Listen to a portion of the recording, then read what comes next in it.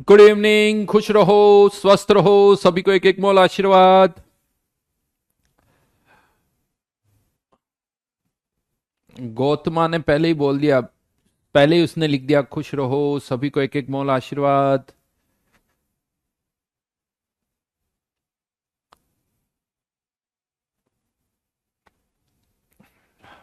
खुश रहो।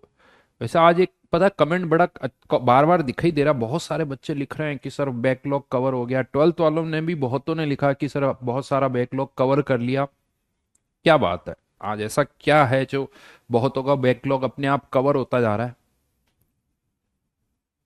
प्रवीण का कहना सर आज मॉल कॉन्सेप्ट का टेस्ट हुआ, 30 में से 30 आए। प्रवीण कहाँ हुआ, थोड़ा बताओ।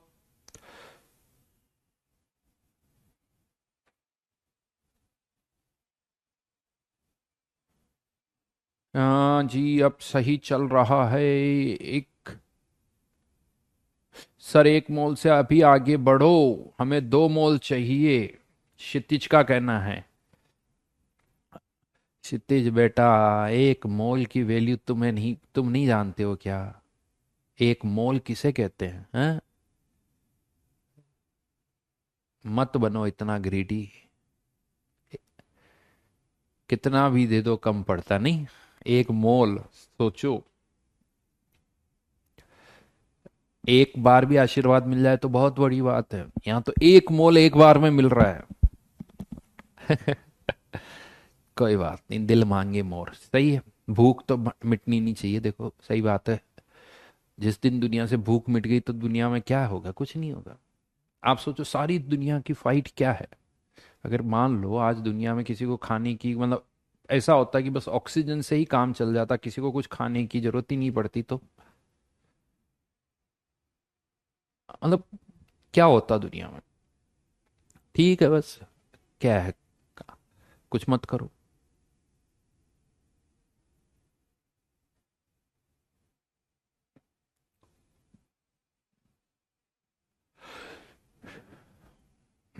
चलो जी, ये तो हो गई बातें।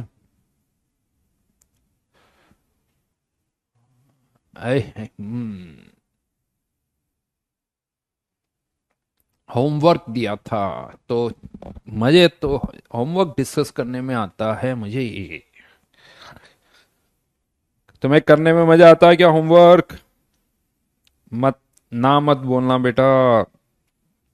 ये बोलो यस, मुझे होमवर्क करने में मजा आता है, मुझे होमवर्क करने में मजा आता है। खुद मजे करो। फील गुड, अपने आप अंदर से ये फील लाओ, नहीं मजा आ रहा है, मजा आ रहा है, मजा आ रहा है। हाँ, नेगेटिव नहीं, पॉजिटिव सोचो, पॉजिटिव सोचो। हम ये कर सकते हैं, हमें होमवर्क करने में मजा आता है। और जिसको होमवर्क करने में मजा आता है उसका तो सिलेक्शन होना ही है। उसका तो सिलेक्शन होना है। जिस दिन मन से लगेगा ना सर सही में मजा आने लग गया होमवर्क करने में, बस उस दिन मान लेना तुम्हारा सिलेक्शन हो जाएगा। उस दिन मान लेना तुम्हारा सिलेक्शन हो जाएगा। तो अब मुझे बताओगे कोई क्या होमवर्क दिया था? O1 में क्या दिया था भाई हम लोगों ने? या कुछ लास्ट टाइम कुछ करेक्ट क्वेश्चन में करेक्शन किए थे क्या मैंने, किसी ने बताया था 20, 21, 22। मुझे याद नहीं आ रहा, बट आपके बेच में था या किस बेच में था?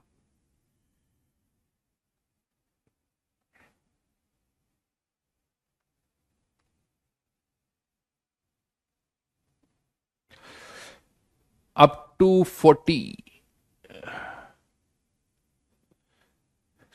चलिए जी, तो क्या होमवर्क दिया था मेरे को, एक बार दिखाना भैया पुराना।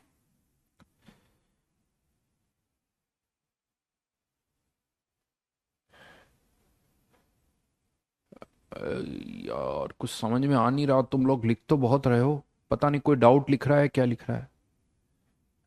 हाँ, हाँ रुक जाओ बस। 30 से 36 तक।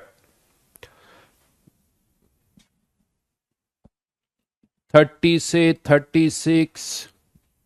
37 से 40 और 1 to 10, अब आएगा मजा।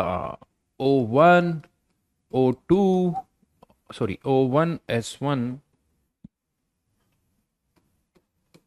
और O2, यही था ना। चलिए O1 में डाउट बोलिए जल्दी से। 30 से 36 में कोई डाउट है? कमेंट वापस जाओ, कमेंट गायब हो गए।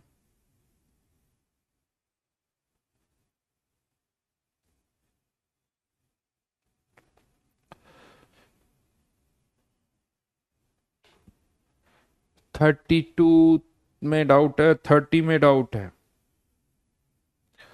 30 तो नहीं बता रहा।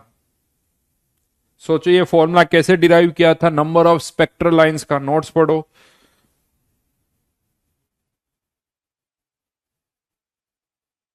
31 भी नहीं बता रहा हूं।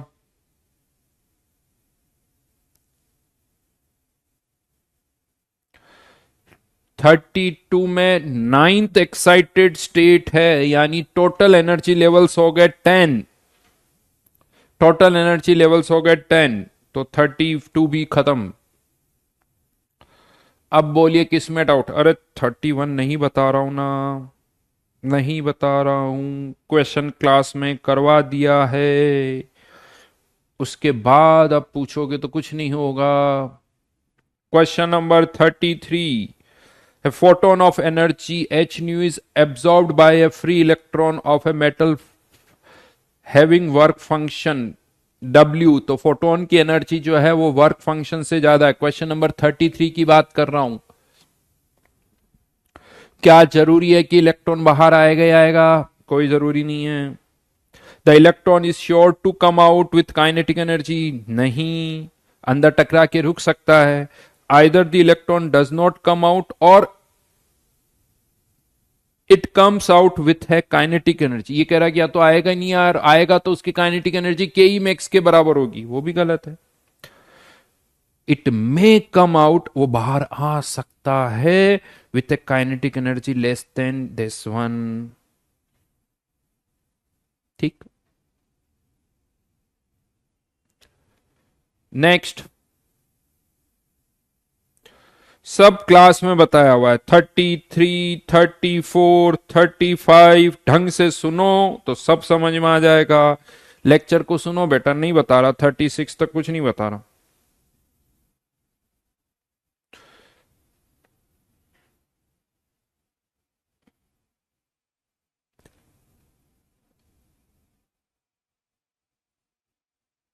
हाँ 36 में डाउट है, मत करो बेटा। फॉर्मूले लगाने में भी डाउट है तो उसका तो क्या हो सकता है। डन, सब खत्म। S1 पर आ जाओ, जिसको डाउट है वो खुद करे। 37 से 40 बोलिए। S1 पर आ गया मैं, नहीं बता रहा हूं बाकी के क्वेश्चन। ढंग से फोटो इलेक्ट्रिक इफेक्ट का लेक्चर सुनो, सब समझ में आ जाएगा।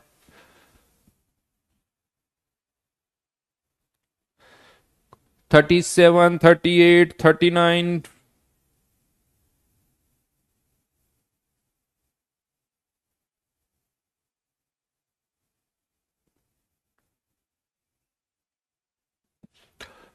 वैसे तो इसको भी बताने का कोई मतलब नहीं है, पता, केवल फॉर्मूले में वैल्यूज पुट करनी, केवल फॉर्मूले में वैल्यूज पुट करनी है। मतलब एक फॉर्मूला सामने आपके नोट्स में लिखा हुआ है, बट अगर हम उनमें वैल्यूज ही नहीं पुट कर सकते तो फिर क्या करोगे भाई? जब फॉर्मूला सामने और उसमें वैल्यूज पुट करनी और वो डाउट मुझसे पूछोगे तो क्या मतलब है? K E max equals to h nu minus W.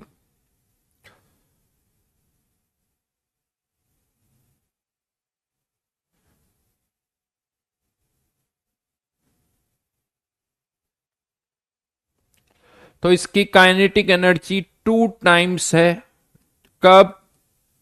जब फोटोन की फ्रीक्वेंसी यानी एच, सॉरी न्यू 3.2 इंटू 10 की पावर 15 माइनस डब्ल्यू, किसके 2 टाइम्स है?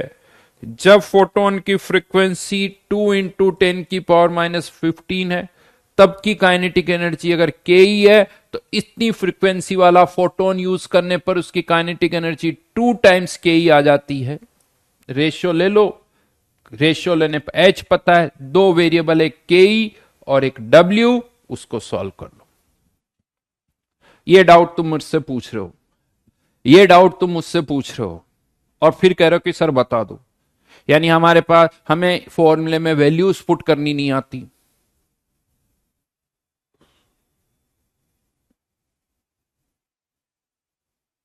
सब फॉर्मूला बेस्ड है बेटा, S1O1 है ही फॉर्मूला बेस्ड है।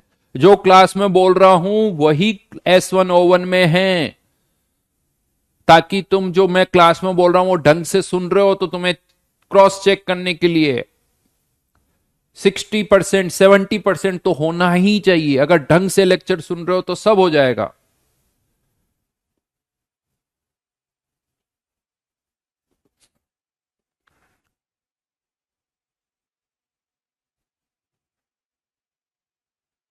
दिमाग लगाना पड़ेगा बेटा, नहीं तो क्या होगा ना, इंजीनियर बनना चाहते हो, इंजीनियर बनने के बाद खुद का दिमाग नहीं चलाओगे तो कोई मतलब नहीं। तुम्हें किसी प्रॉब्लम को सॉल्व करने के लिए बुलाया जाएगा, वहां जाके कुछ मेरे को प्रॉब्लम समझा दो। जब तुम्हें कोई प्रॉब्लम समझाएगा तो तुम्हें क्यों बुलाएगा भाई? तुम्हें क्यों बुलाएगा? तुम्हें बुलाए इसलिए कि प्रॉब्लम भी समझो, प्रॉब्लम को सॉल्व भी करो। तुम्हें ना प्रॉब्लम समझ में आ रही है, ना उसका सॉल्यूशन आ रहा है, तो तुम्हें कोई क्यों बुलाएगा?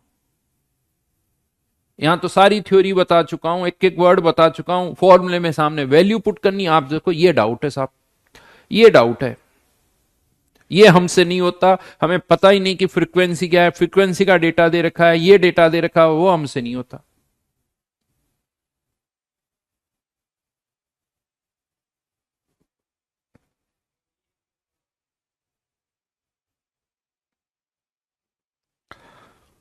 फोर्टियथ,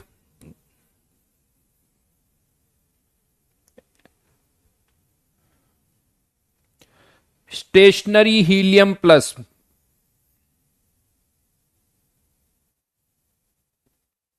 इसका कोई स्टेशनरी वर्ड का यूज नहीं। Helium plus ion emitted a photon corresponding to the first line of Lyman series. तो हीलियम में एक electron first line of Lyman series यानी सेकंड से वन में जा रहा है, तो इस फोटोन की एनर्जी पता कितनी होगी? इस फोटोन की एनर्जी होगी हीलियम प्लस के सेकंड से वन, फोटोन की एनर्जी होगी 13.6 × 3, क्योंकि उसके फर्स्ट लेवल की एनर्जी होती 54.4, सेकंड लेवल की एनर्जी होती 13.6। इन दोनों का डिफरेंस निकाल लेना। और ये जो फोटोन यहां से रिलीज हो रहा है, ये क्या कर रहा है? हाइड्रोजन में से, हाइड्रोजन में से एक इलेक्ट्रॉन जो कि ग्राउंड स्टेट में है, हाइड्रोजन में जो इलेक्ट्रॉन ग्राउंड स्टेट में, उसकी एनर्जी कितनी है? 13.6 इलेक्ट्रॉन वोल्ट। और इस इलेक्ट्रॉन को अगर मैं इतनी एनर्जी दे दूंगा तो क्या होगा? उसकी आयनाइजेशन एनर्जी से जाता है। 13.6 देते ही तो वो बाहर निकल जाएगा। आप उसे कितनी एनर्जी दे रहे हो? 13.6 × 3। तो वो जो एक्स्ट्रा एनर्जी आपने दी है, इसमें से इतनी तो बाहर निकालने में चली जाएगी। तो एक्स्ट्रा कितनी दी है? 13.6 × 2, वो उसकी काइनेटिक एनर्जी में कन्वर्ट हो जाएगी। आपको उसकी स्पीड बतानी है।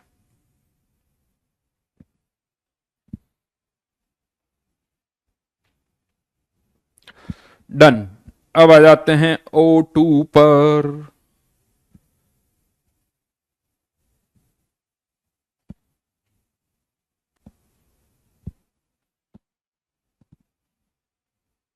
चलिए O2 पर आइए।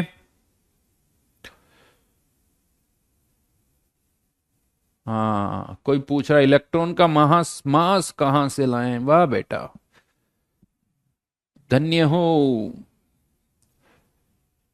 भारत का फ्यूचर 11th क्लास में आके पूछता कि सर इलेक्ट्रॉन का मास कहां से लेके आए हैं? Which of question number 1, which of the following could be concluded from the Rutherford's alpha particle scattering experiment?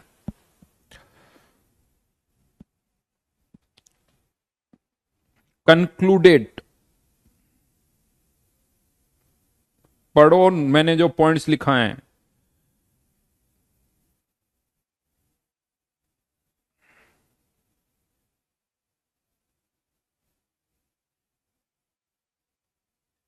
जो सी ऑप्शन है, electrons move in circular path of fixed energy, ये कहीं से कंक्लूड नहीं हुआ है, ये तो रदरफोर्ड का प्रेडिक्शन है कि सोलर सिस्टम में ऐसा होता, तो यहां पर भी ऐसा मान लो।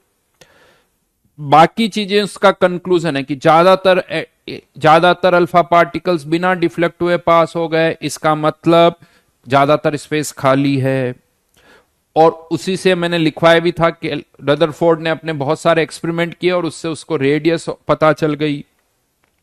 और एक फॉर्मूला भी लिखवाया था, radius equals to R naught A की पावर 1/3। तो बाकी सारे जो है वो सही है, लेकिन इलेक्ट्रॉन कैसे रिवॉल्व कर रहे हैं ये रदरफोर्ड का प्रेडिक्शन था, ये स्कैटरिंग एक्सपेरिमेंट से नहीं आएगा। जस्ट अ मिनट, आप लोगों के कमेंट दिखना बंद हो जाते हैं यार ये।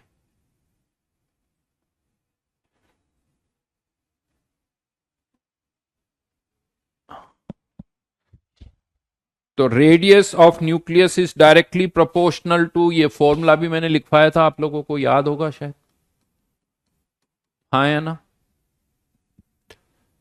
डन। क्वेश्चन नंबर 2 के कौन से ऑप्शन में डाउट है? क्वेश्चन नंबर 2 का Agra, all electromagnetic radiation travel with speed of light in vacuum, सही बात है। वैक्यूम में उनकी स्पीड जो है वो लाइट की स्पीड के बराबर होती है, इनफैक्ट वही लाइट ही है। Energy of photon of UV light is less than yellow light, नहीं भाई, यूवी लाइट की एनर्जी एक फोटोन की विजिबल से ज्यादा होती है। सी ऑप्शन सेकंड का, helium plus and hydrogen have same spectrum, नहीं, सेम नहीं होता, हीलियम प्लस का अलग होगा, हाइड्रोजन का अलग होगा।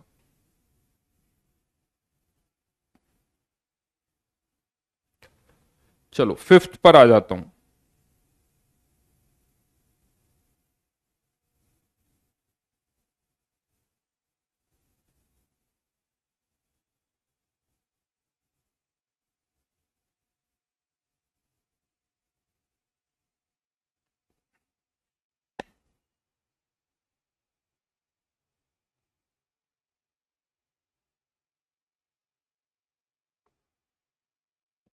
Just a minute. Fifth question, change in angular momentum corresponding to an electron in Balmer transition.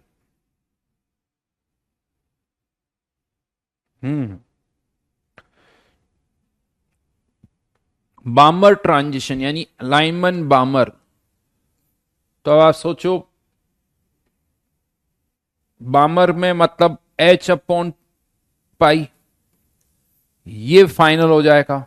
इसके ऊपर क्या है, 3H/2 पाई, और उसके ऊपर क्या है, 4H/2 पाई। तो चेंज कौन कौन सा हो सकता है, डिफरेंस निकाल लो। 5H/2 पाई, इन सब में से H/पाई को माइनस कर दो, जो जो ऑप्शन मैच कर रहा है वो आंसर आ जाएगा, और क्या, दैट्स इट। यहां से यहां का डिफरेंस कितना है, 3H, 1/3H, 1.5 है ना, 1.5, तो ये 0.5H/पाई, फिर यहां पर H/पाई, फिर 1.5H/पाई। तो H/पाई का यूं कह दो 0.5 का इंटीग्रल मल्टीपल आ रहा है, और तो कुछ नहीं। बामर ट्रांजिशन मतलब क्योंकि वो बामर में आ रहा है, L2 में आ रहा है। क्वेश्चन नंबर 2 में सी आंसर सही थोड़ी है। क्वेश्चन नंबर 2 का सी आंसर गलत है भाई, गलत।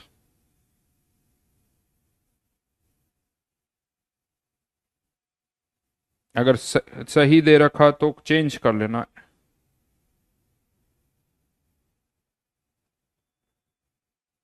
BCD नहीं यार,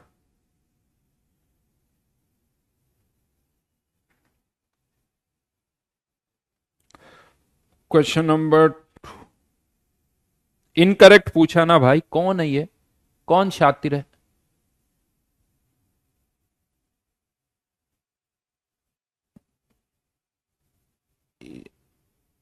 महान लोग है ना, महान लोग, क्या करो, उन्हें यही नहीं पता चल। सुन लो मेरी भजन, सुन लो तुम क्लास में, उन्हें पता ही नहीं, होश ही नहीं है। चलिए आगे बढ़ो।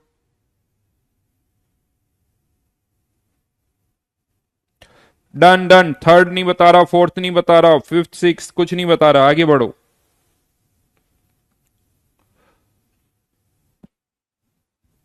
Question number six.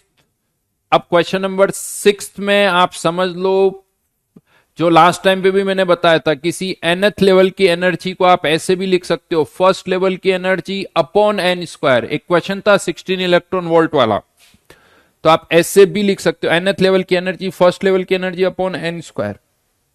तो यहां पर अब आप सोचो कि फर्स्ट एक्साइटेशन पोटेंशियल यानी 1 से 2 में जाने पर, तो 1 से 2 में जाने पर 1 की एनर्जी E1, 2 की एनर्जी E1/4, इन दोनों का डिफरेंस कितना है 24, तो 3E1/4 इक्वल्स टू 24, यानी E1 इक्वल्स टू 32। अब करो। वाह बेटा रोहन, क्या बोलो अब, तुम जो भी मतलब निकाल सकते हो निकाल लो रोहन।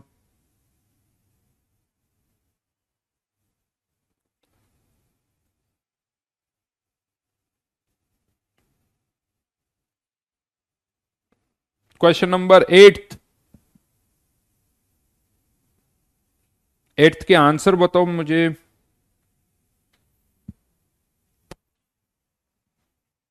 आगरा तो गलत है, because velocity is proportional to Z/n, तो आगरा तो हो गया गलत। ये टी क्या दे रखा है? हम्म, टी नहीं होगा यार, ये आर होगा ना। v versus N, velocity versus N का कर्व, हाइपरबोला। बी वाला मेरे हिसाब से आर होगा, आर वर्सेस एन का curve, R is proportional to N square by Z, parabola. Third, potential energy, potential energy का फॉर्मूला क्या होता है? 13 -13.6 into 2Z² upon N square.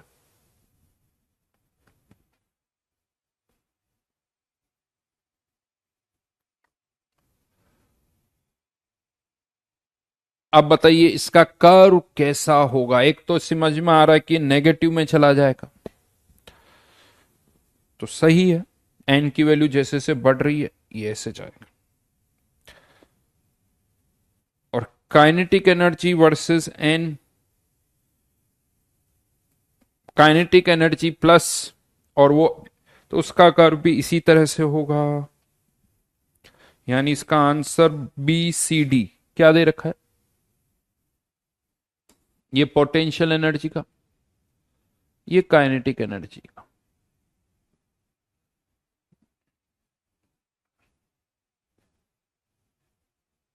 तो BCD यही आंसर है। क्वेश्चन नंबर 8, बिल्कुल बढ़िया जी।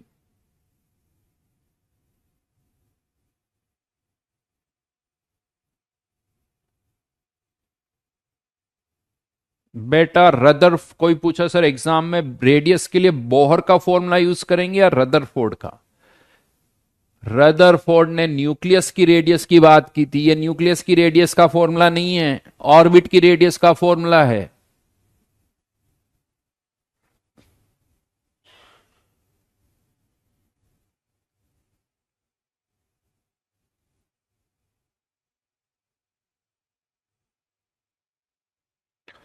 और बोलिए, और कौन सा डाउट रह गया O2 में?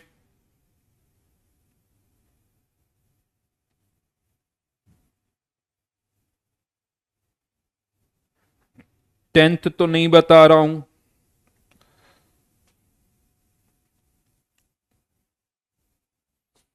नाइन्थ भी नहीं बता रहा हूं, बहुत सिंपल है, सब बहुत सिंपल।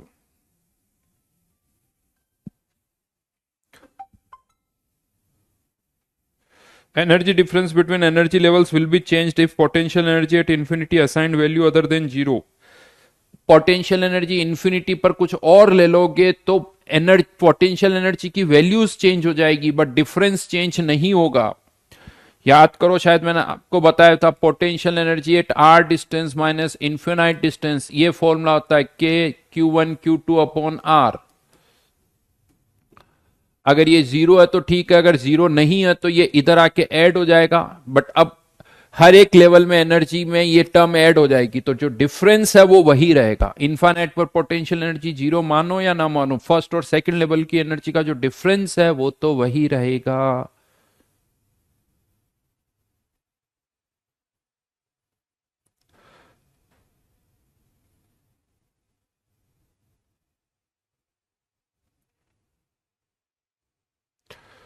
क्वेश्चन नंबर 9 का ए ऑप्शन.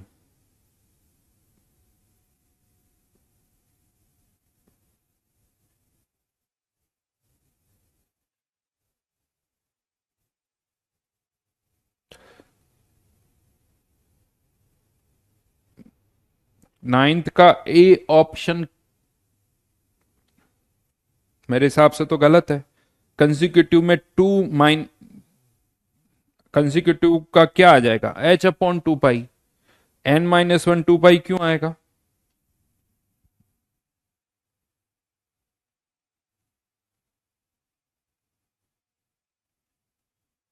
आगरा गलत है बेटा. कंसिक्यूटिव 3 का पता है 3h/2 पाई, 2 का है 2h/2 पाई, दोनों का डिफरेंस लोगे तो क्या आ जाएगा, h/2 पाई. बहुत आसान है बेटा, चाहे O2 के क्वेश्चंस हो चाहे ये क्वेश्चंस हो सकते हैं, सब हो जाएंगे. आंसर ज्यादातर आंसर सारे मोस्टली सही है. जितने भी आप लोगों ने कहा गलत गलत है वो सब मैंने देखे और वो सब सही है. इसीलिए वापस से ढंग से करो, ढंग से नोट्स को पढ़ो, ढंग से लेक्चर को सुनो, सब हो जाएगा.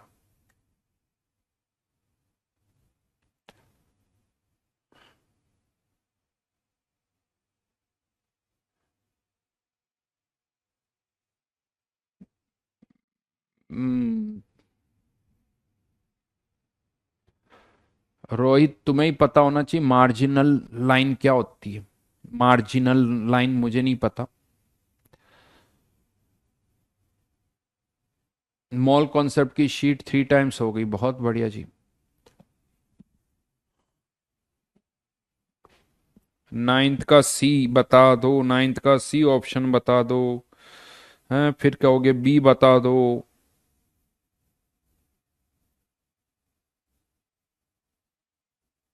नाइन्थ का सी नहीं बता रहा बेटा, बिल्कुल नहीं बता रहा हूं. छोड़ दो.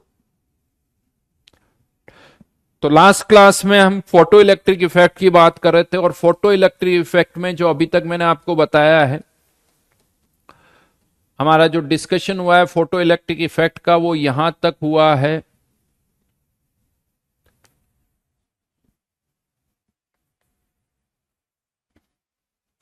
कि जो मैक्सिमम काइनेटिक एनर्जी होती है वो h-, वर्क फंक्शन W भी लिखा जाता है, फाई भी लिखा जाता है, कुछ भी लिख सकते हो. ये kinetic energy, maximum kinetic energy जो है वो फ्रीक्वेंसी पर डिपेंड करती है, फोटो इंटेंसिटी के इंडिपेंडेंट होती है. ये फ्रीक्वेंसी पर डिपेंड करती है, फोटो इंटेंसिटी के इंडिपेंडेंट होती है. फिर मैंने आपको एक और टर्म बताई फोटो करंट, और ये जो फोटो करंट होती है वो फ्रीक्वेंसी के इंडिपेंडेंट होती है, नंबर ऑफ फोटोन्स पर डिपेंड करती है. यानी फोटो करंट फोटो इंटेंसिटी पर डिपेंड करती है, फ्रीक्वेंसी के इंडिपेंडेंट होती है.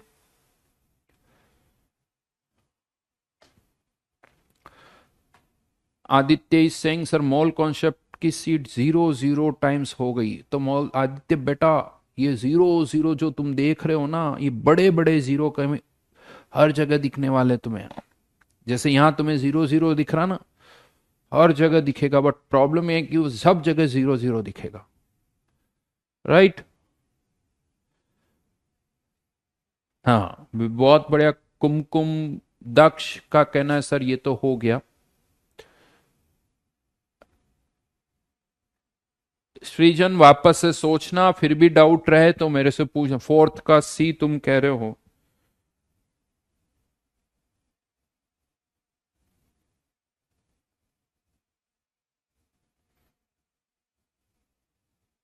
ढंग से पढ़ना, उसमें एन एन स्क्वायर से कोई लेना देना ही नहीं है। एनर्जी फर्स्ट लेवल की कम होती है, सेकंड की ज्यादा होती है। जैसे जैसे दूर जा रहे हो, माइनस साइन को सोचो, जैसे जैसे हम दूर जाते हैं एनर्जी बढ़ती है, तो फर्स्ट लेवल की कम होगी, सेकंड की उससे ज्यादा, थर्ड की और ज्यादा, फोर्थ की ज्यादा। तो फोर्थ का CO2 का गलत हो गया।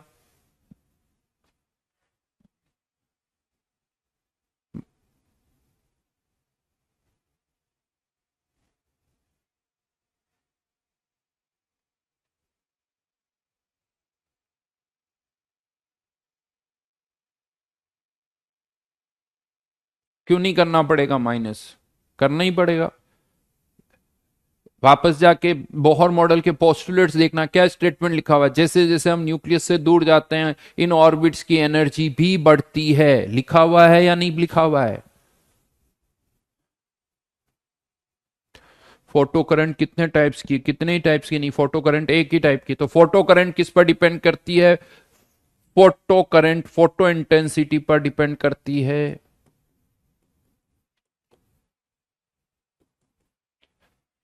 काइनेट फ्रीक्वेंसी के इंडिपेंडेंट होती है। फ्रीक्वेंसी के इंडिपेंडेंट, इस पर डिपेंड करती है। अब यहीं पर एक और टर्म आ रही है। अब यहां पर एक और टर्म मैं इंट्रोड्यूस करने जा रहा हूं, लेकिन उससे पहले एक छोटा सा यानी समझना पड़ेगा।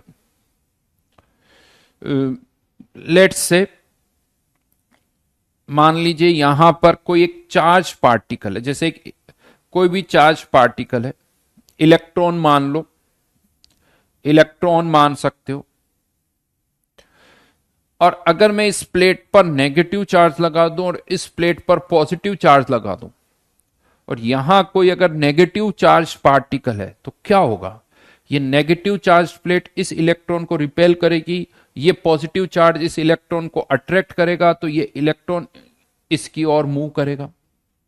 ये प्लेट अट्रैक्ट कर रही है, ये प्लेट रिपेल कर रही है, तो ये इस तरफ मूव करेगा। यानी इसे हम बोलते हैं कि हमने इस इलेक्ट्रॉन को एक्सिलरेट करवा दिया। इसकी स्पीड हम ऐसे बढ़ा सकते हैं।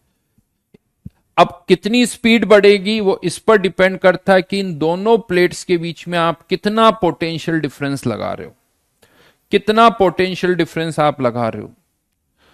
अगर यहां पर कोई चार्ज पार्टिकल, यानी ये तो इलेक्ट्रॉन है या कोई और चार्ज पार्टिकल है, अगर उस पर क्यू चार्ज है, क्यू चार्ज अगर उस पर है, तो वो क्यू चार्ज जब यहां तक पहुंचेगा तो उसकी काइनेटिक एनर्जी जो पहले जीरो थी, ह्यूमन काइनेटिक एनर्जी पता है किस फैक्टर से बढ़ जाएगी? Q into V. यानी यहां से कोई चार्ज पार्टिकल, ये चार्ज पार्टिकल है जिस पर Q चार्ज है, नेगेटिव है तो यहां नेगेटिव यहां पॉजिटिव। और अगर इस चार्ज पार्टिकल पर पॉजिटिव चार्ज है तो यूं सोचो, यहां पॉजिटिव यहां नेगेटिव। तो जब ये चार्ज पार्टिकल यहां से यहां तक पहुंचेगा तो इसकी काइनेटिक एनर्जी में कितना चेंज हो जाएगा? Q into we. Q क्या है यहां पर? Charge on particle. अगर इलेक्ट्रॉन है तो 1.6 इंटू 10⁻⁻19। और V क्या है? Potential difference. पोटेंशियल डिफरेंस, ध्यान रखना। जब वो यहां तक पहुंचेगा, तब जब वो यहां तक पहुंचेगा तो इतनी काइनेटिक एनर्जी बढ़ेगी। अगर वो आधे तक पहुंचा तो आधी बढ़ेगी, 1/4 पहुंचा तो 1/4 बढ़ेगी। पूरी डिस्टेंस यहां दोनों प्लेट्स के बीच की सारी डिस्टेंस ट्रेवल कर जाएगा, तब उसकी काइनेटिक एनर्जी इतनी बढ़ जाएगी।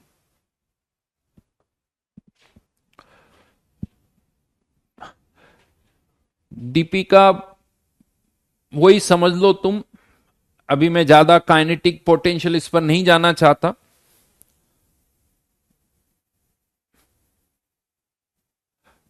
अभी जो मैं कह रहा हूं बस वो सुनो, जब फिजिक्स में पढ़ोगे तब सब समझ में आ जाएगा। तो यहां से ये चार्ज पार्टिकल जब यहां से यहां जाएगा तो इसकी काइनेटिक एनर्जी में चेंज इतना होगा। अब इसका यूज क्या है? कि किसी भी चार्ज पार्टिकल की स्पीड को हम बढ़ा सकते हैं, उसे एक्सेलरेट किया जा सकता है। और यहां पर जरूरी नहीं प्लेट्स हो, यहां पर रिंग्स भी हो सकती है। इस तरह से क्या होता है, रिंग्स भी होती है। तो वो जो चार्ज पार्टिकल यहां से जाएगा और इसके आगे निकल जाएगा। अगर एक रिंग है यहां पर, ऐसे सोचो, यहां पर एक रिंग है, इस पर प्लस चार्ज है, तो ये जो चार्ज पार्टिकल इसमें से आगे चला जाएगा। इस तरह से इनको एक्सेलरेट किया जा सकता है। एक्सरेज इसी तरह से प्रोड्यूस होते हैं। एक्सरेज प्रोड्यूस करने के लिए चार्ज पार्टिकल को अच्छे खासे पोटेंशियल डिफरेंस पर एक्सेलरेट किया जाता है, जिससे उन इलेक्ट्रॉन की स्पीड बढ़ जाती है। वो भी आगे मैं बताऊंगा, बट राइट नाउ अब इसको ऐसे याद रखो, किसी भी चार्ज पार्टिकल पर अगर आप v पोटेंशियल डिफरेंस लगाते हो तो उस चार्ज पार्टिकल की काइनेटिक एनर्जी कितनी बढ़ जाएगी, qv। और अगर इनिशियली वो रेस्ट पर है, अगर वो इनिशियली रेस्ट पर है तो उसकी काइनेटिक एनर्जी कितनी हो जाएगी, qe। लेकिन यही इसका उल्टा भी कर सकते हो कि कोई चार्ज पार्टिकल किसी स्पीड से मूव कर रहा है, किसी स्पीड से मूव कर रहा है। मान लो यहां एक इलेक्ट्रॉन है जो कि कहीं से आया है, यहां पर यूं सोच लो कि ये रिंग्स है, समथिंग लाइक दिस, ये एक रिंग है, और एक चार्ज इलेक्ट्रॉन यहां से आया और उसकी ऑलरेडी स्पीड है, उसकी कुछ काइनेटिक एनर्जी है। और हमने इस बार क्या किया, यहां प्लस चार्ज लगा दिया और यहां माइनस चार्ज। तो अब क्या होगा, उल्टा कर दिया मैंने, यहां माइनस चार्ज। तो अब क्या होगा, वो इलेक्ट्रॉन जब यहां से जाएगा तो ये प्लस चार्ज उसको अट्रैक्ट कर रहा है, माइनस चार्ज उसको रिपेल कर रहा है। तो इस बार ये पोटेंशियल डिफरेंस उसकी स्पीड बढ़ा नहीं रहा है, उसकी स्पीड को कम कर रहा है, यानी उससे डी एक्सिलरेट कर रहा है, उसे डी एक्सिलरेट कर रहा है। इस बार इस पोटेंशियल को पता क्या बोलते हैं, नेगेटिव पोटेंशियल। एक होता है एक्सिलरेटिंग पोटेंशियल, एक होता है नेगेटिव पोटेंशियल, रिटार्डिंग पोटेंशियल। अगर स्पीड कम हो रही है तो दैट इज रिटार्डिंग पोटेंशियल, अगर स्पीड बढ़ रही है तो दैट इज एक्सिलरेटेड पोटेंशियल। अब मान लो इस इलेक्ट्रॉन की कुछ काइनेटिक एनर्जी है, तो धीरे धीरे इसकी काइनेटिक एनर्जी कम होती जाएगी, काइनेटिक एनर्जी कम होती जाएगी। कितनी काइनेटिक एनर्जी, यहां से जब वो यहां पहुंचेगा तो इस बार उसकी काइनेटिक एनर्जी क्यूवी से कम हो जाएगी, काइनेटिक एनर्जी क्यूवी से कम हो जाएगी। यानी कुल मिला के अगर वी पोटेंशियल डिफरेंस लगाते हैं, अगर वो एक्सिलरेटिंग है तो क्यूवी से बढ़ जाएगी, रिटार्डिंग है तो क्यूवी से कम हो जाएगी। नाउ एक तो ये जो Q इंटू वी है, अगर मैं आपसे कहूं, एक सिंपल सा डेटा देता हूं, find kinetic energy, change in kinetic energy of an electron accelerated by of an electron and alpha particle, दोनों ही ले लेते हैं, accelerated by 10 volt.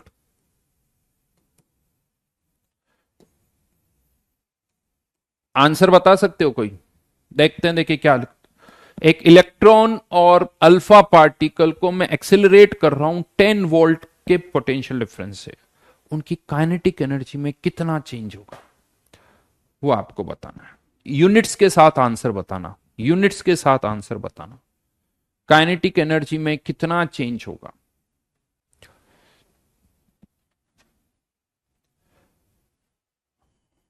Any idea?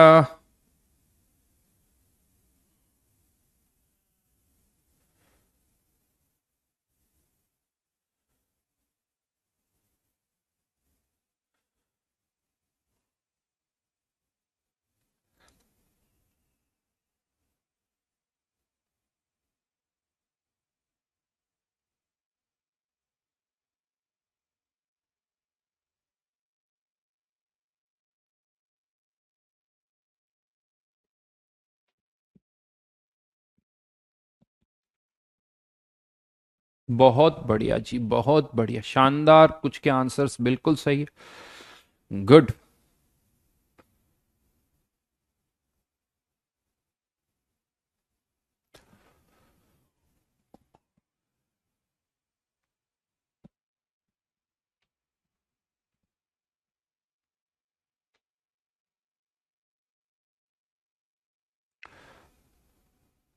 किसी ने कुछ एक क्वेश्चन पूछा, सर मोशन क्लासेस ज़्यादा अच्छा है या अपनी कक्षा? देखो बेटा, दो अलग अलग प्लेटफॉर्म है, इन दोनों को तुम कंपेयर नहीं कर सकते हो, राइट? ऑनलाइन पढ़ना तो अपनी कक्षा, ऑफलाइन पढ़ना तो मोशन क्लासेस। पढ़ एक ही जगह सकते हो, अब तुम डिसाइड कर लेना।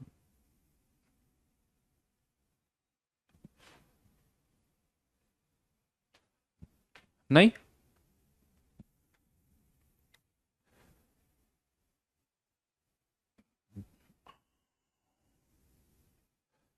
10 और 20। अब यहां पर पहले फर्स्ट पार्ट इलेक्ट्रॉन के लिए, फॉर इलेक्ट्रॉन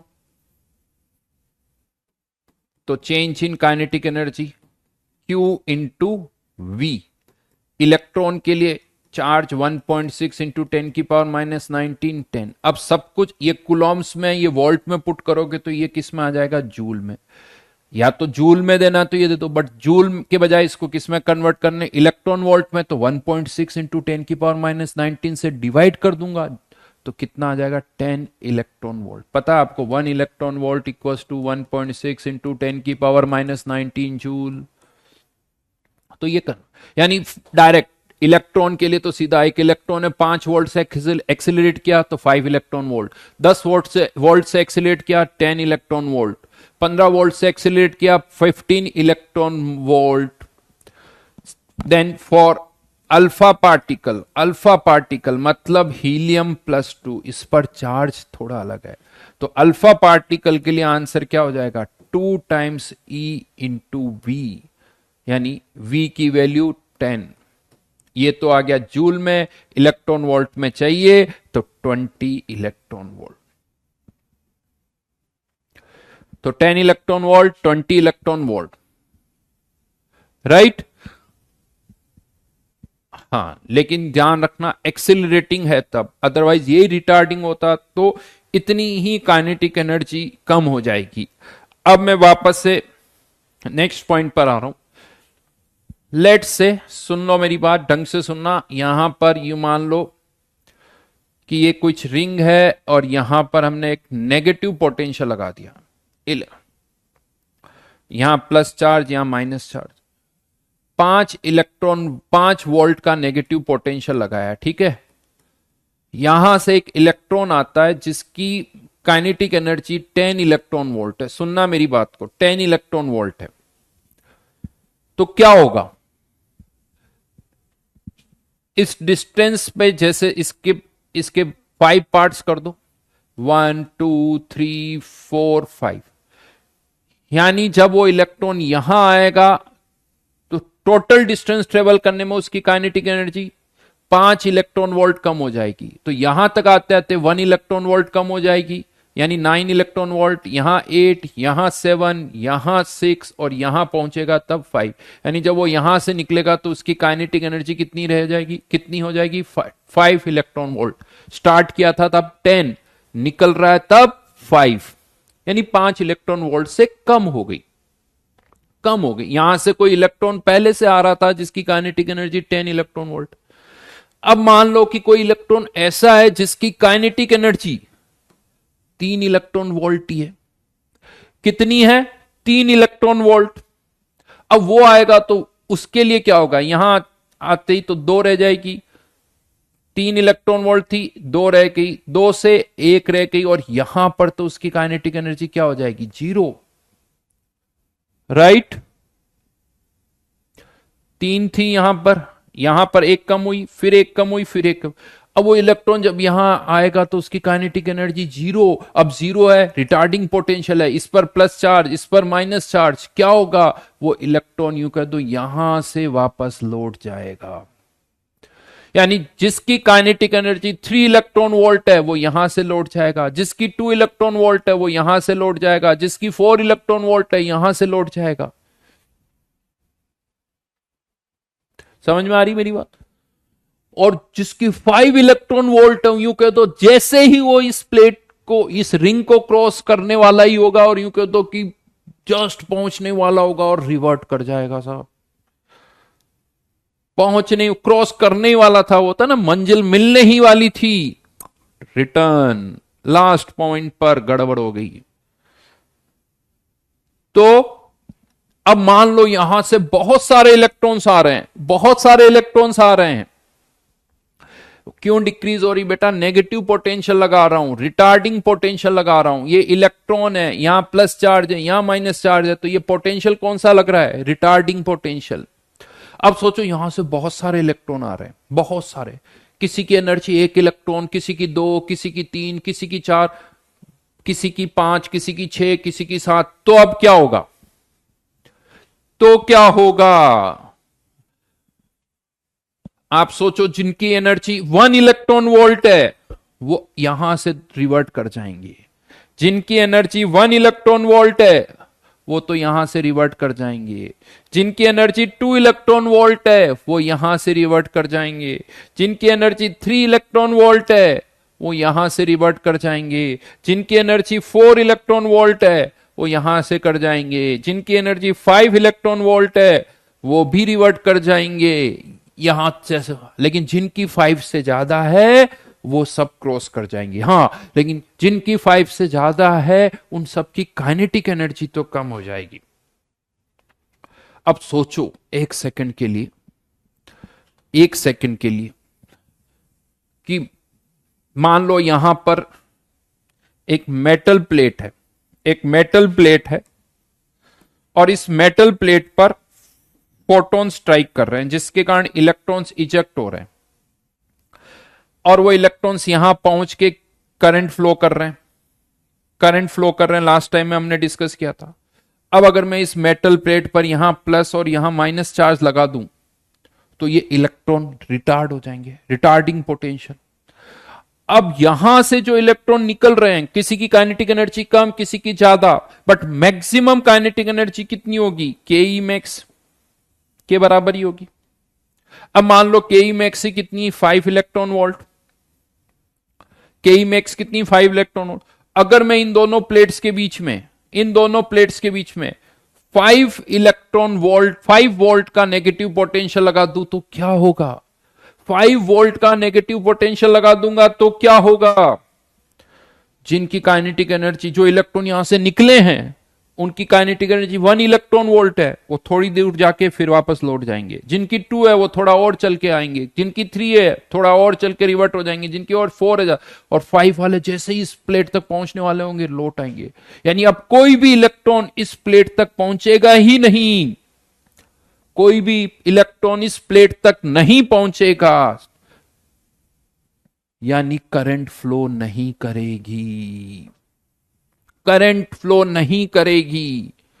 तो करंट को अगर रोकना है तो मैक्सिमम काइनेटिक एनर्जी वाले इलेक्ट्रॉन को भी रोकना पड़ेगा। देखो आप, मैक्सिमम काइनेटिक एनर्जी वाले इलेक्ट्रॉन को रोकना पड़ेगा। उसके लिए अगर maximum kinetic energy 5 electron volt है तो इस इलेक्ट्रॉन को रोकने के लिए 5 वोल्ट का रिटार्डिंग पोटेंशियल लगाना पड़ेगा या उससे ज्यादा, 5 या उससे ज्यादा। मिनिमम कितना लगाना पड़ेगा? 5 वोल्ट का। That minimum potential is known as stopping potential, stopping potential. Definition क्या है इसकी? Minimum potential required, minimum potential required to stop the flow of, to stop the photo current, direct लिख दो फ्लो क्या, to stop the photo current।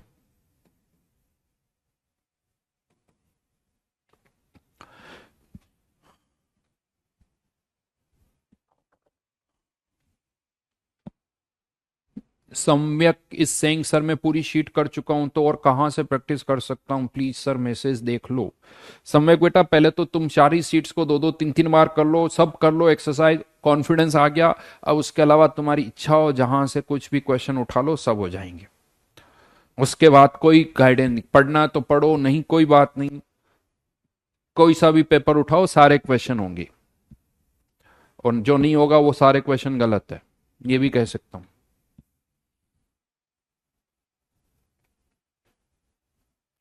Diagram समझाने के लिए है बेटा, थोड़ा सा ऐसे बना लो और तो एक कोई डायग्राम बना लो, ये वाला तो समझाया था मैंने।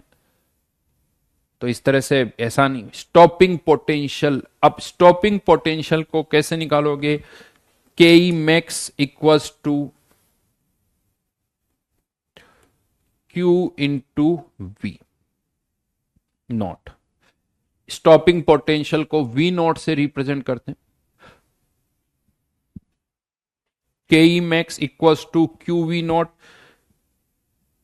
क्योंकि काइनेटिक एनर्जी किससे कम हो रही है? क्यू वी नॉट से। इसको ऐसे समझो, kinetic energy Q V naught से कम हो जाएगी। अगर नेगेटिव पोटेंशियल है वी नॉट, तो kinetic energy Q V naught से कम हो जाएगी। और हम ये चाहते हैं कि काइनेटिक एनर्जी कम होके जीरो हो जाए, यानी K E max minus Q V naught zero हो जाए। तो K E max equals to Q V naught. बड़ा सिंपल है, इतना कुछ नहीं। Maximum kinetic energy 5 electron volt है, तो स्टॉपिंग पोटेंशियल 5 वोल्ट का होगा। Maximum kinetic energy 10 electron volt है, तो स्टॉपिंग पोटेंशियल 10 वोल्ट होगा। क्यों? एक ध्यान रखना, करंट तो इलेक्ट्रॉन के कारण ही होगी, तो यहां direct kinetic energy 10 electron volt, stopping potential 10 volt. Maximum kinetic energy 15 electron volt, stopping potential 15 volt.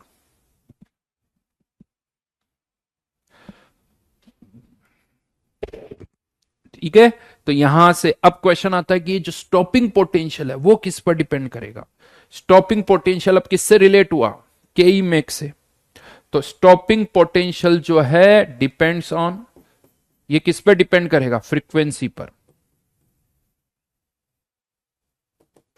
Depends on frequency and independent of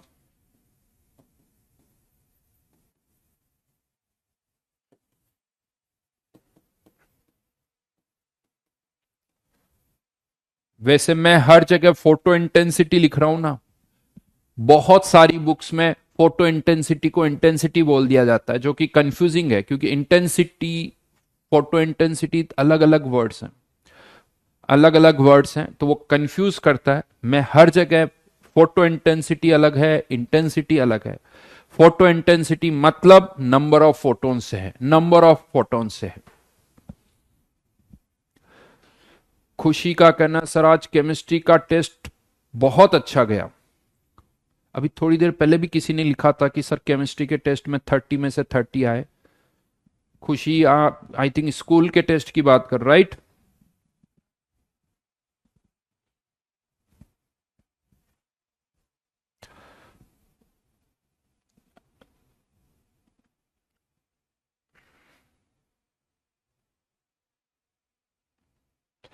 सम्यक, बस पीवाईक्यूज कर लो। पिछले कुछ सालों में जेई मेंस के बहुत सारे पेपर्स हुए हैं, तो इसके अलावा केवल पीवाईक्यूज कर लो, बहुत है। संजना का कहना, सर आप बहुत सारी बातें बोलते हो, सारी लिख नहीं पाते। बट नोट्स कुछ समझने के लिए होती है, बाकी आप जितना खुद कोशिश करोगे। बहुत सारी जनता होती है कि वो नोट्स ढंग से नहीं बना पाते हैं, तो वो उनका कैपेबिलिटी है कि कौन कितनी फटाफट लिख पाता है।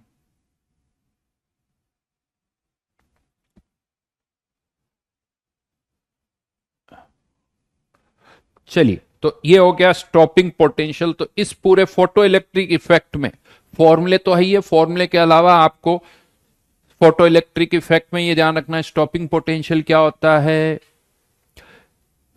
फोटो करंट क्या होती है, कौन किस पर डिपेंड करता है। तो एक थियोरटिकल पार्ट था जो मैंने आपको यहां पर बताया, वो आपको पता होना चाहिए। एक छोटा सा क्वेश्चन करते हैं, फोटो करंट पर एक छोटा सा क्वेश्चन भी दे रहा हूं, चलो आपको। Find the photo current produced by a bulb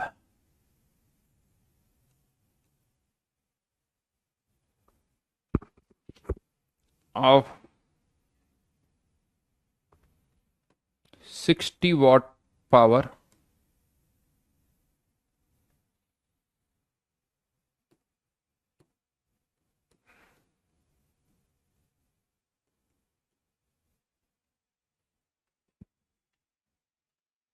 It if it emits photon of wavelength 6620 angstrom only.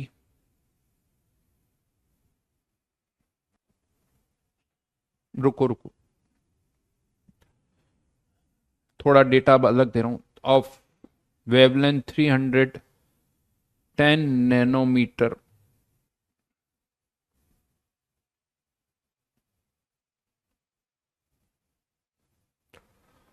थोड़ा डेटा आसान करने की कोशिश कर रहा हूं, रुक जाओ.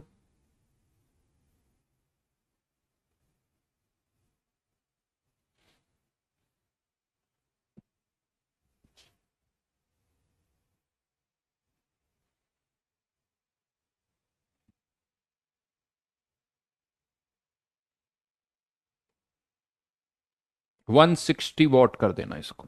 160 वॉट कर देना. If it emits photon of wavelength 310 nanometer, assuming all the emitted photons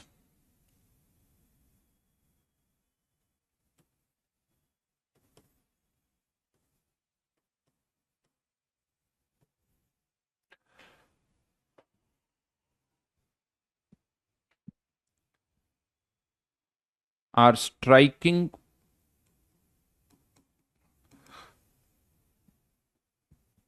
and ejecting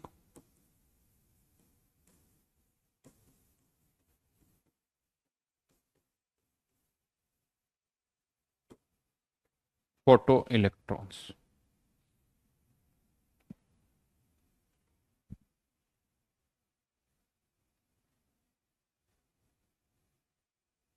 करो, क्वेश्चन करो.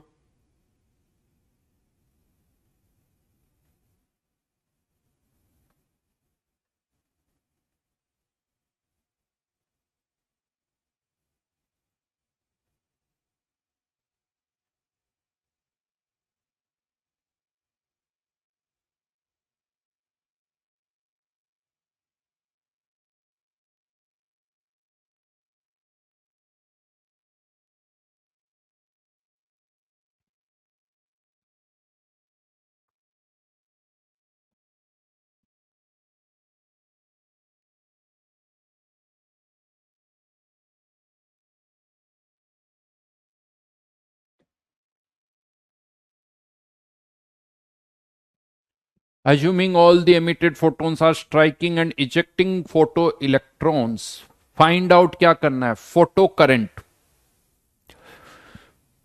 हो अभिनव का आंसर आया 25 इंटू 10⁻19 एम्पियर. अभिनव बेटा काम की चीज करो. तुम्हें कुछ जो क्वेश्चन दे रहा हूं उसका आंसर से मतलब रखो तो ज्यादा अच्छा है. करंट की यूनिट होती है एम्पियर, राइट. तो आंसर एम्पियर में आना चाहिए. आंसर एम्पियर में आना चाहिए.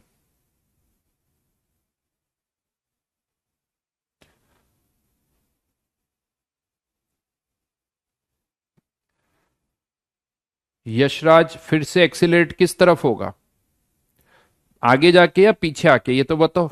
एक्सीलरेट होगा तो किस तरफ होगा, पीछे ही आ जाएगा ना, या और आगे जाके आगे जाएगा वो.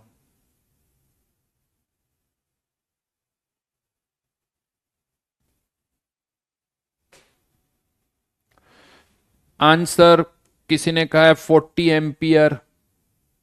एम्पियर क्या होता है, कुलोम्स पर सेकंड. चार्ज यानी कुलोम्स पर सेकंड, दैट इज एम्पियर.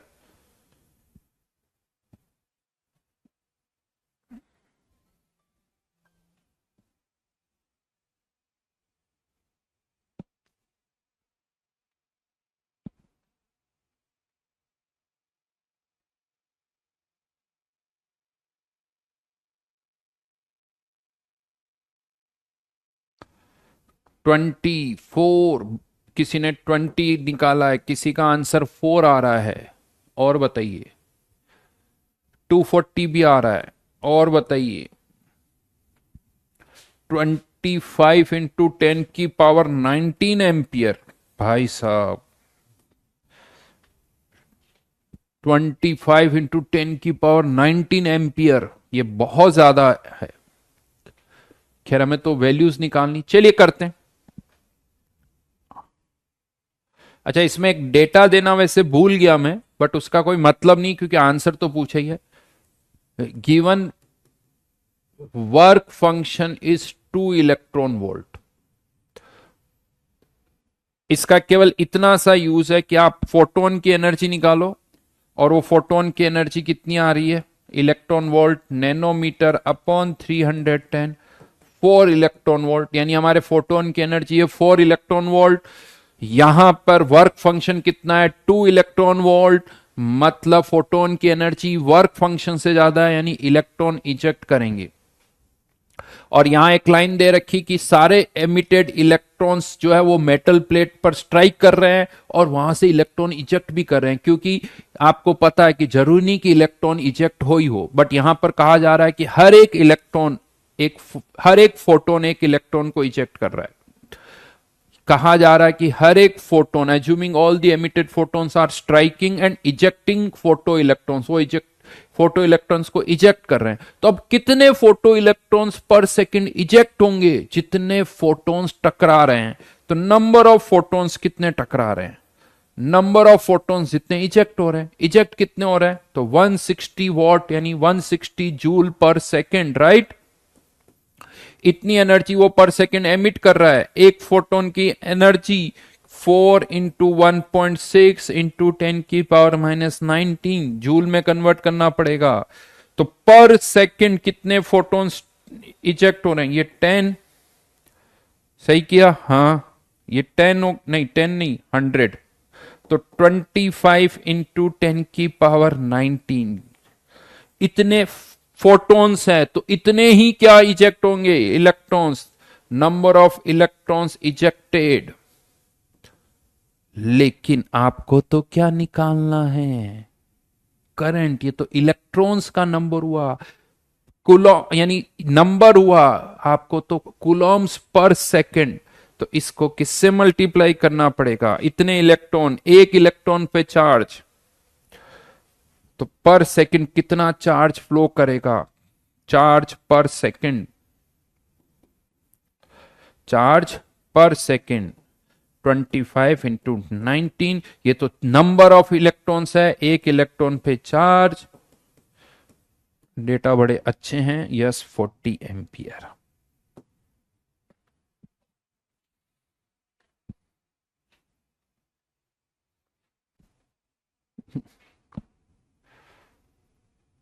हाँ तो बेटा 25 × 10⁻19 करंट थोड़ी है, करंट कितनी है, करंट कितनी है, 40 एम्पियर या 10⁻19 है।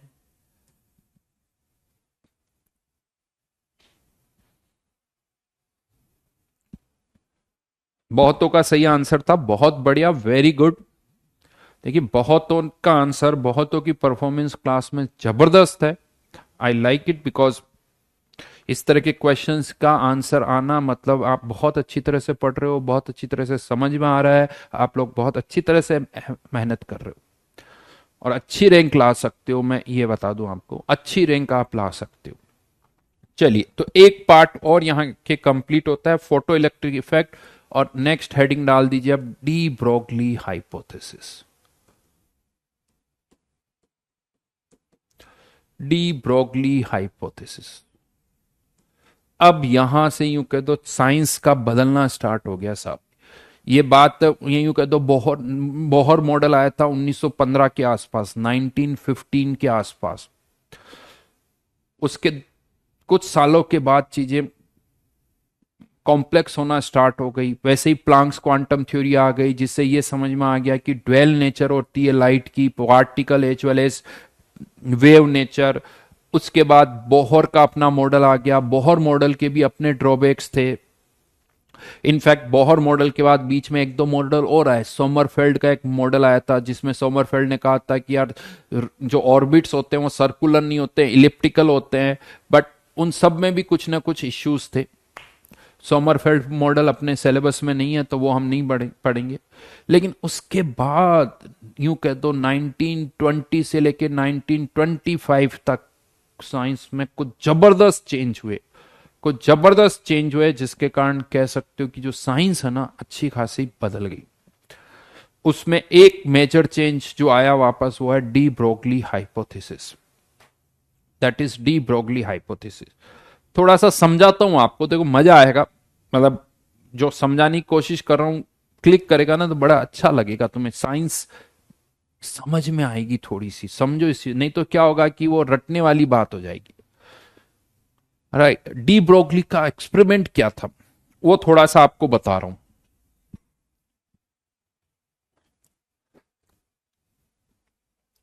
किसी ने लिखा सर एटॉमिक स्ट्रक्चर के कुछ कॉन्सेप्ट अच्छे से नहीं आते, बेटा एटॉमिक स्ट्रक्चर के कॉन्सेप्ट ही अच्छे नहीं है तो अच्छे से कैसे आएंगे?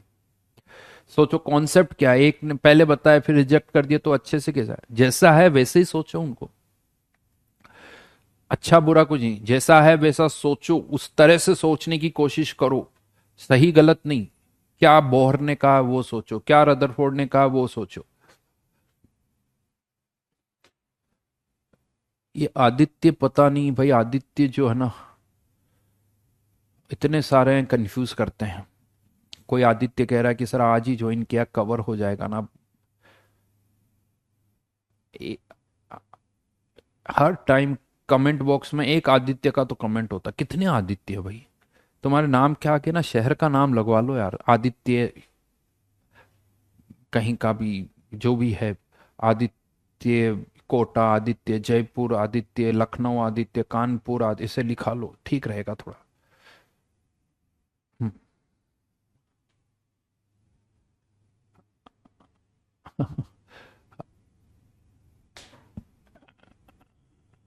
अरे बहुत सारे हैं, पता नहीं अब फिर मैं भी क्या, कभी एक आदित्य पे कुछ कमेंट कर दूंगा ना तो सारे आदित्य टूट पड़ेंगे। सर मैंने नहीं बोला, सर मैंने नहीं बोला, सर मैंने नहीं बोला।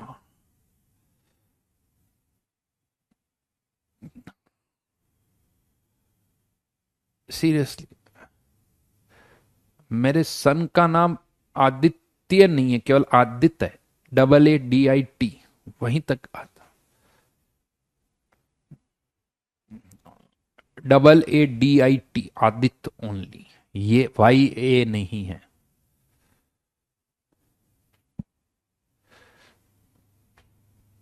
प्रीतम अभी, और बीच बीच में कोई ना कोई अभी, पूर्वी ने कहा था सर मेरा नाम क्यों नहीं लेते हो?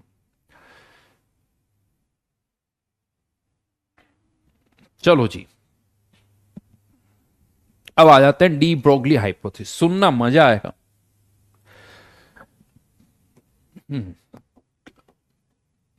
डी ब्रोगली हाइपोथेसिस एक्चुअली इस एक्सपेरिमेंटल, थोड़ा सा एक्सपेरिमेंट किया गया डी ब्रोगली ने। एग्जैक्टली एक्सपेरिमेंट ऐसा नहीं था, लेकिन आपको समझाने के लिए इस तरह से बताया जा रहा है। एक डबल स्लिट एक्सपेरिमेंट बोला जाता है। क्या है ये डबल स्लिट एक्सपेरिमेंट? कि यहां पर यूं को सोचो कि एक कोई मेटल प्लेट है, यूं मान लो कोई प्लेट है जिसमें दो छोटे छोटे होल्स बने हुए हैं, एक और एक होल, ये दो छोटे छोटे होल्स बने हुए हैं। और इस तरफ लेट से इमेजिन करो, यहां पर बहुत दूर, यूं कह दो इस स्लिट से बहुत दूर एक गन रखी हुई है, राइट, बहुत दूर है साहब। और ये जो दोनों होल्स हैं उनके बीच में ज्यादा डिस्टेंस नहीं है, थोड़ी सी डिस्टेंस है, थोड़ी डिस्टेंस मतलब 10-15 सेंटीमीटर मान लो, बट ये गन जो है उससे 50-1 मीटर दूर से आप गन चला रहे हो, शार्प शूटर टाइप, राइट। और यहां पर यूं मान लो कि एक वुडन ब्लॉक है, वुडन वॉल है। वुडन वॉल से क्या होगा कि इस पर जहां कहीं बुलेट टकराएगी ना, आपको समझ में आ जाएगा कि बुलेट टकरा रही, तो आपको समझ में आ जाएगा कि बुलेट कहां टकरा रही है, हम काउंट कर सकते हैं। यूं भी मान लो कि इस जगह पर एक बुलेट टकराई, दो टकराई, तीन टकराई, एक टकराएगी तो यूं मान लो खड्डा थोड़ा कम होगा, दो टकराई तो ज्यादा होगा, तो वो काउंटिंग हो सकती है किस जगह पर कितनी बुलेट्स टकरा रही है, वो हम काउंट कर सकते हैं।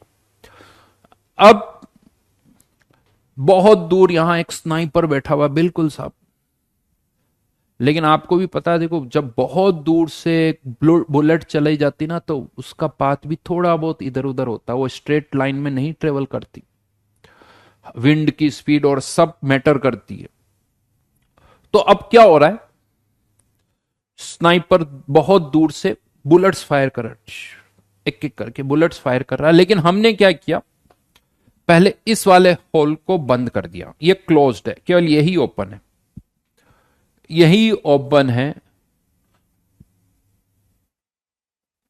तो हम क्या देखते हैं कि बुलेट्स जो आ रही है ये बहुत दूर है, यहां से अभी पास में लग रहा है इसीलिए डिस्टेंस ज्यादा है, बट यूं देखोगे तो ये बहुत दूर है, तो सीधा सीधा ही लगेगा।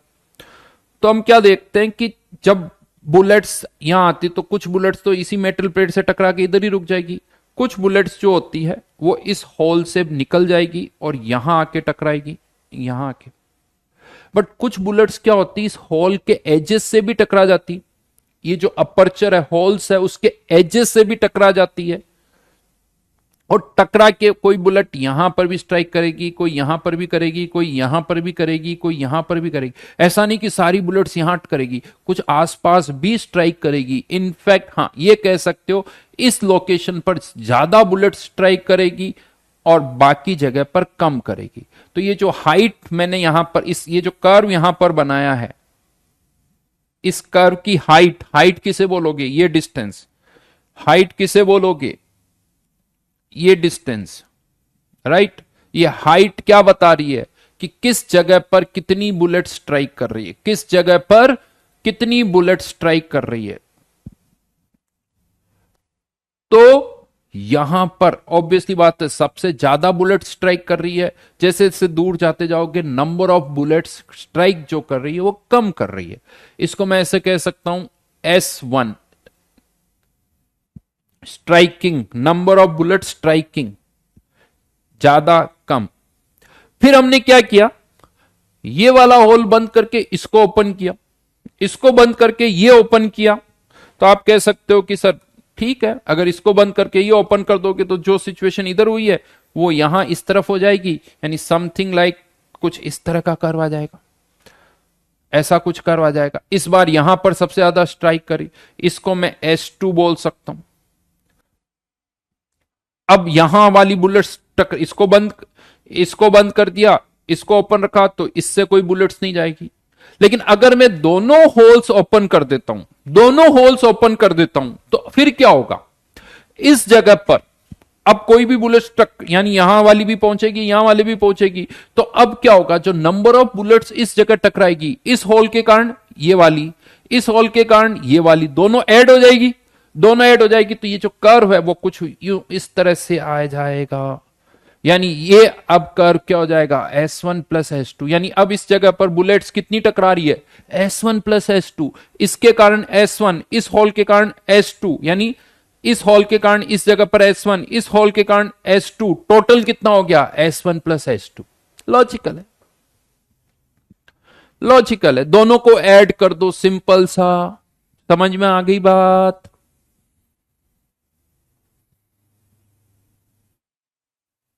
समझ में आई, ऐड हो जाएगा भाई। इस होल से यहां 10 बुलेट्स आ रही है, इस होल से 2 आ रही, तो अब टोटल कितनी आएगी, 12। पहले 10 ही आ रही थी क्योंकि इसको बंद किया हुआ था, अब ये खुला हुआ है, ये भी खुला हुआ, तो यहां से 10, यहां से 2, टोटल कितनी आ गई, 12।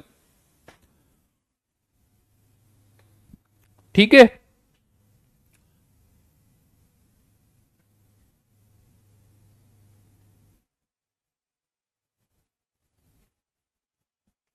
अब हमने क्या किया, सेम एक्सपेरिमेंट, सेम एक्सपेरिमेंट फिर से किया, लेकिन इस बार यहां पर लाइट यूज की, सोर्स ऑफ कोई लाइट है, बल्ब मान लो, कुछ भी मान लो, आपने एक नाम सुना होगा या सुनोगे, Young's double slit experiment. Double slit मतलब दो होल्स है, इसीलिए Young's, YOUNG, Young's double slit experiment.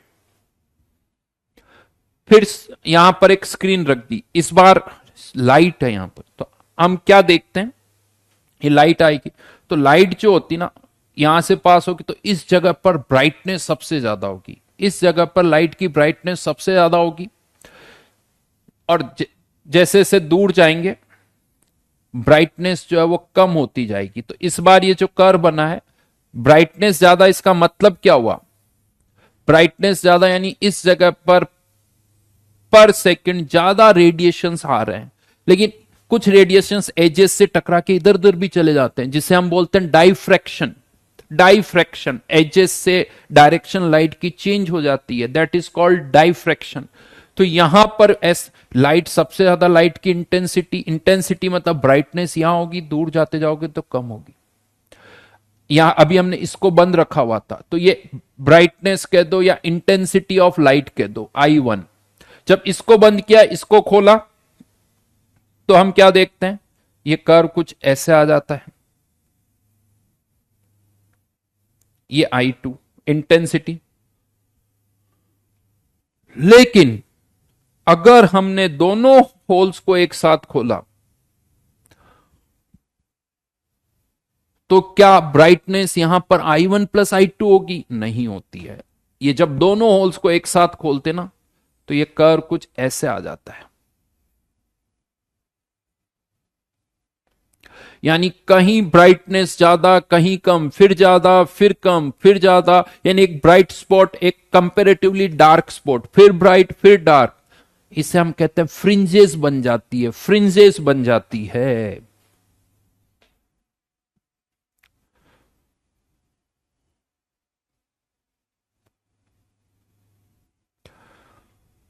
इसे कहा जाता है फ्रिंजेस बना।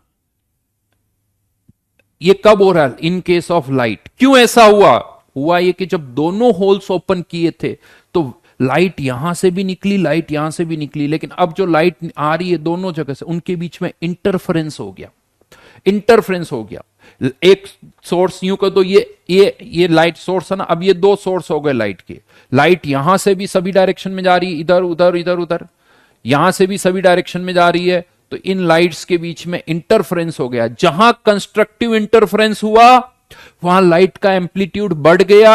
और लाइट का एम्पलीट्यूड बढ़ जाता है, तो मैंने आपको लिखवाया था, एम्पलीट्यूड से इंटेंसिटी बढ़ जाती है। तो जहां कंस्ट्रक्टिव इंटरफेरेंस हुआ, वहां एम्पलीट्यूड बढ़ गया, एम्पलीट्यूड बढ़ने से लाइट की इंटेंसिटी जो है बढ़ गई।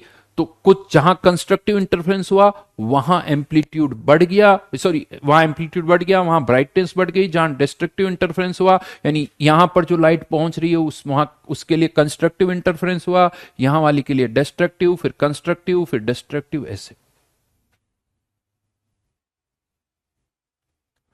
राइट। अब हमने क्या किया, इलेक्ट्रॉन के लिए एक्सपेरिमेंट किया साहब। इलेक्ट्रॉन के लिए जब एक अपर्चर बंद करके दूसरा खोला हुआ था, तो चाहे लाइट हो चाहे गन हो यानी बुलेट्स हो, दोनों के लिए सेम चीज आ रही थी। लेकिन आपको भी पता, इलेक्ट्रॉन तो पार्टिकल है, इलेक्ट्रॉन तो पार्टिकल है। तो जब दोनों होल्स ओपन करके इलेक्ट्रॉन्स, अब की बार सोर्स क्या है, इलेक्ट्रॉन्स, इलेक्ट्रॉन्स निकल रहे हैं किसी से, तो जब दोनों होल्स ओपन करके हमने इलेक्ट्रॉन को पास किया, कहां चला गया भाई,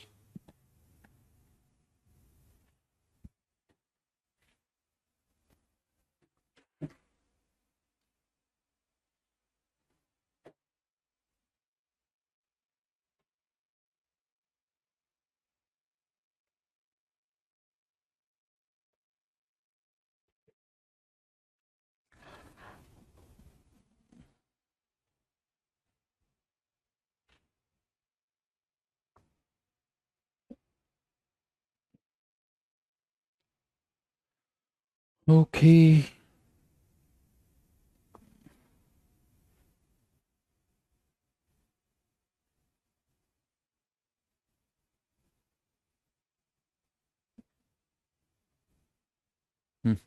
क्या हो रहा है?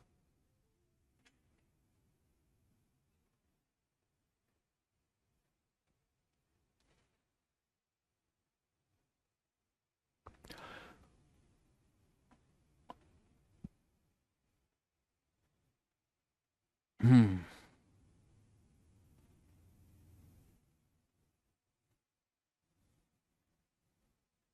अब हमने क्या किया, इलेक्ट्रॉन्स के साथ जब एक्सपेरिमेंट किया तो हमने ऑब्वियसली हम क्या एक्सपेक्ट करेंगे, क्योंकि इलेक्ट्रॉन पार्टिकल है तो दोनों होल अगर आप ओपन रख के करोगे तो ऐसा कुछ कर्व आना चाहिए, लेकिन ऐसा नहीं हुआ।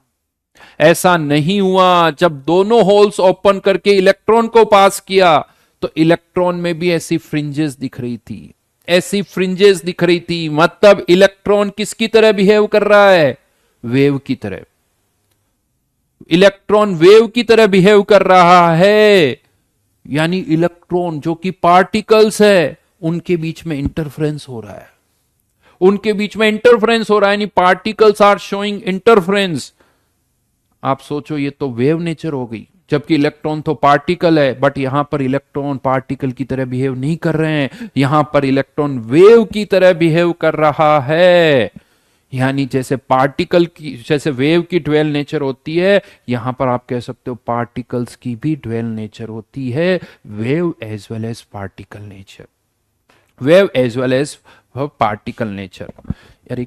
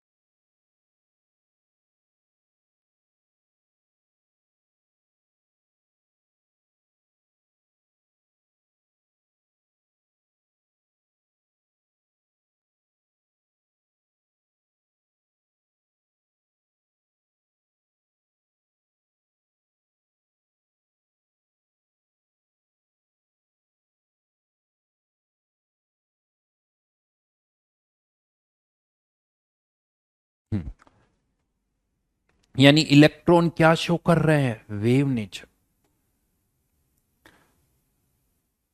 राइट। तो अभी इस पर मैं आपको एक बड़ा इंटरेस्टिंग वीडियो भी दिखाऊंगा, अभी तो नहीं, अभी दिखा नहीं, नेक्स्ट क्लास में दिखाऊंगा इसी चीज को। थोड़ा सा कुछ नहीं, एनिमेशन है, बट बात वही है जो मैं कह रहा हूं, बट वो थोड़ा एनिमेशन के थ्रू आप देख सकते हो। यानी इलेक्ट्रॉन्स जो है वो वेव नेचर शो कर रहा है, बट यहां पर भी बड़े ट्विस्ट है, बहुत ट्विस्ट है। एक इंटरेस्टिंग चीज बताता हूं, थोड़ा अभी तो नहीं बता पाऊंगा क्योंकि आज का टाइम तो हो गया, बट हाँ ये इस तरह से आप समझ सकते हो कि क्यों हम कह रहे हैं कि इलेक्ट्रॉन वेव नेचर शो कर रहा है। हमें कहना पड़ रहा है, हमें कहना पड़ रहा है, क्योंकि यहां पर इलेक्ट्रॉन्स बुलेट्स की तरह बिहेव नहीं कर रहे हैं, यहां पर इलेक्ट्रॉन्स पार्टिकल की तरह बिहेव कर, सॉरी वेव की तरह बिहेव कर रहे हैं। यानी इसी का मतलब इलेक्ट्रॉन की भी वेव नेचर होती है। इवन थोड़ा सा आपको मैं इसको समझाऊं, एक्चुअल में क्या होता है, आप ये कह सकते हो कि सभी की वेव नेचर ही होती है, सभी की। बुलेट्स के केस में भी क्या हो रहा है, बुलेट्स के केस में भी क्या हो रहा है कि यहां पर जब ये दोनों होल्स हम ओपन कर रहे हैं तो यहां पर तो ऐसा लग रहा है कि हर जगह बुलेट्स टकरा रही है, यहां पर ऐसा लग रहा है हर जगह पर। यहां पर हमें क्या समझ में आ रहा है, यहां लाइट आ रही है, यहां नहीं आ रही है, इस तरह से हमें दिख रहा है।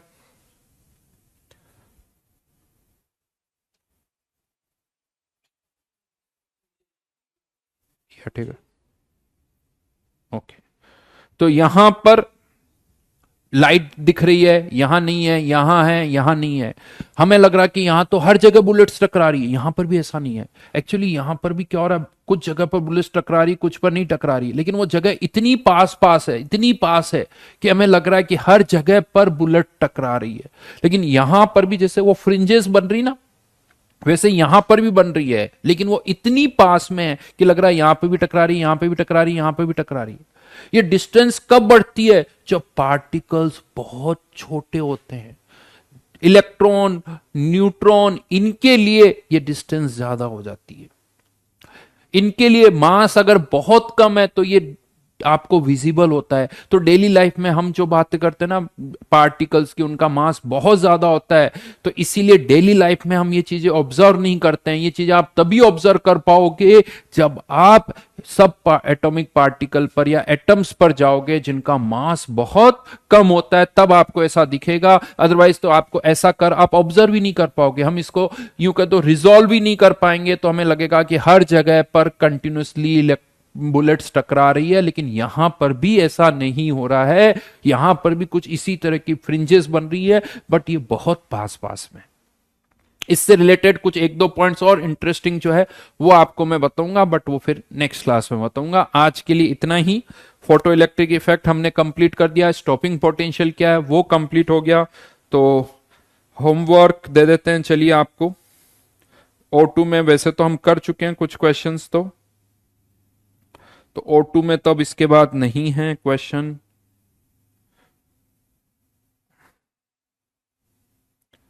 एक काम करता हूं, मैं आपको इस बार S2 से क्वेश्चन देता हूं, ज्यादा तो नहीं दूंगा।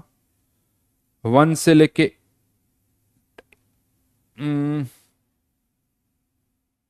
चलो 10 तक, 1 to 10 S2 में, ठीक है। एटॉमिक स्ट्रक्चर 1 to 10 ये हम नेक्स्ट क्लास में डिस्कस करेंगे।